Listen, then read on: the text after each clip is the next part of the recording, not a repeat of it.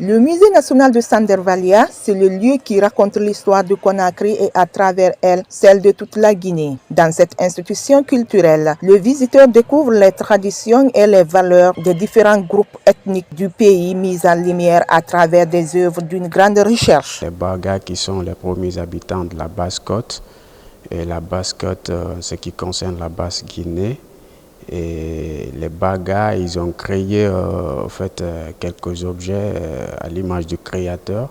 Cet objet-là qu'on appelle Nimba, à l'époque ancestrale on l'appelait Ndemba.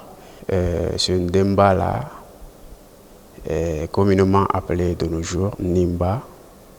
Nimba, c'est une déesse de la fécondité pour des femmes stériles et la fertilité de la terre dans les sémailles. Dakoya, qui appartiennent à une société secrète sogorée, vénérée par ses membres et lui font des offrandes. Et parfois, ces rares sorties sont l'occasion d'immolation. Et quand il sort comme ça, il va falloir qu'on lui offre des sacrifices en guise de récompense de ce qu'on lui a imploré. Et ce Dakoya-là appartient à 3 ethnies, les Soussous, les Peuls, et de même que les Malinké.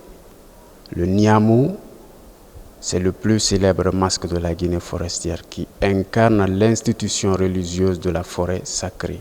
Avec un espace d'exposition de 800 mètres carrés, le musée offre désormais un cadre moderne où cohabitent œuvres ancestrales et technologies numériques. La numérisation des collections permet de préserver le patrimoine et de le rendre accessible non seulement aux jeunes Guinéens, mais aussi au reste du monde. À l'époque ancestrale, nous, on n'avait pas de téléphone portable ou téléphone fixe à utiliser dans des communautés, puisque là, quand même, il y a ces événements qui part de chez nous. Donc maintenant, pour informer tout un chacun, il va falloir qu'on utilise un moyen de communication. Et ce moyen de communication n'est rien d'autre que ce tabalde sur les Peuls.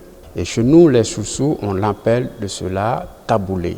Quand il y a les étrangers, nous les recevons, leur montrer nos objets que nous avons au sein de notre musée. Chaque œuvre raconte une histoire. Chaque ethnie est représentée à travers ses statues, outils et symboles culturels. En les observant, on comprend mieux leurs valeurs, leurs croyances et l'importance qu'elles ont eue et continuent d'avoir dans la société guinéenne.